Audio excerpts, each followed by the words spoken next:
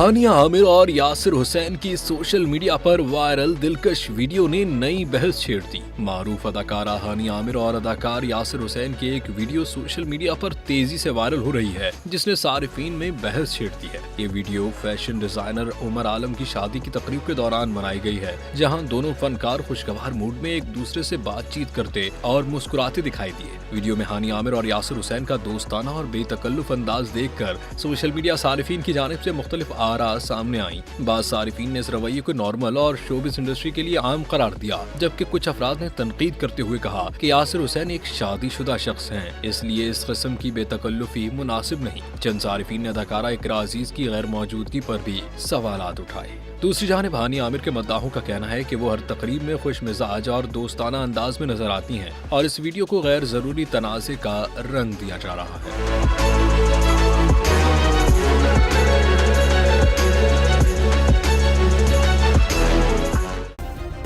Subscribe करें और bell दबाएं ताकि कोई खबर रह न जाए।